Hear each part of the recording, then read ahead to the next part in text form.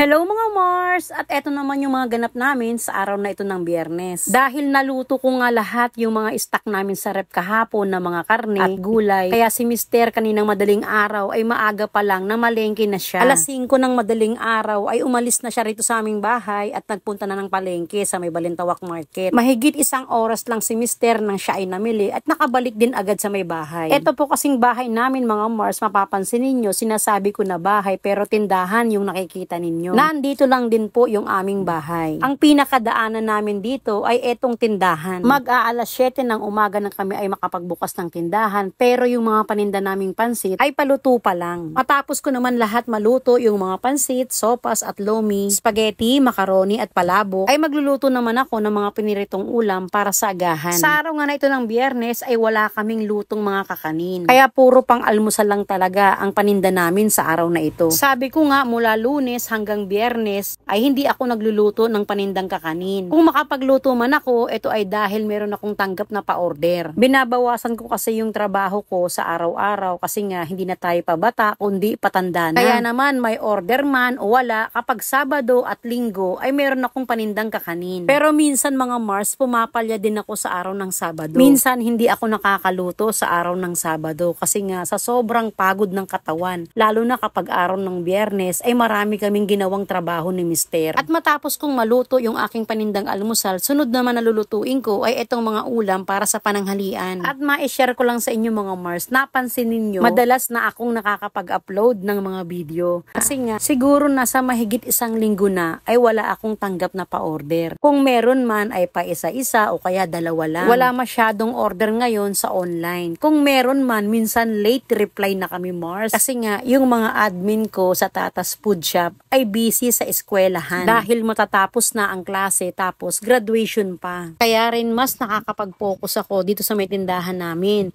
at hindi rin ako masyadong pagod. At nahaharap ko pa ang pag-i-edit ng mga video ko. Kaya lang, walang laman yung GCash ko, char. At dito nga ay nag-abot ako ng 1,000 pesos sa aking helper. Dahil kaarawan niya ay nagpabili ako ng pagkain tapos nagbigay ako ng kaunting cash. At deserve niya talaga yan ang mabigyan ng kaunting cash. Nagbigay rin yung aking anak na panganay. Kasi sabi ko nga, bukod sa masipag, maaasahan, at napagkakatiwalaan. At pinakahigit sa lahat, hindi nagse-cellphone kapag nandito sa trabaho. Kami ni Mister kapag nakikita namin yung tao na pinagbubutihan yung trabaho, tapos nakikita namin na may malasakit sa trabaho, sa mga amo, ay ibinabalik namin ni Mister. Yung kabutihan ng tao na nakikita namin, ay sinusuklian namin yun ni Mister din ng kabutihan. Dahil pagpapakita namin yun na na-appreciate namin yung kanyang mga ginagawa at pagsisipag sa kanyang trabaho. Kaya naman, the more na nakikita ka namin na masipag, marunong magkusa, hindi na kailangang utusan pa. At alam niya talaga yung pinaka-obligasyon niya sa kanyang trabaho, ay ibinabalik namin lahat yun sa tao. Mahigit 3 months na siyang nagtatrabaho dito sa amin. Yung mga naranasan ko sa mga nauna kong helper, kapag lumalagpas na yung isang buwan, ay nakikita mo na yung mga masasamang ginagawa o ugali. Kaya minsan sa isip ko pa lang, alam ko na hindi magtatagal yung tao na yun. At nagpray ako kay Lord na tamang tao naman ang ibigay niya sa akin kasi nga puro maling tao ang nakukuha ko. Madalas kasi kapag tumatagal na dito sa amin ay nagiging abusado. Pero ito si May ay hindi. Mabait siyang tao at mabuti siyang tao. Yun ang paniniwala ko at nakikita ko talaga sa kanya. At dito nga ay 7:30 na ng gabi kaya pasara na itong aming tindahan. Nagliligpit na kami ng ulam. At si Bunso ang nakatoka sa hapon para magbantay ng tindahan kasama ng helper. Yun lang mga Mars. Salamat sa panonood. Follow for more. God bless.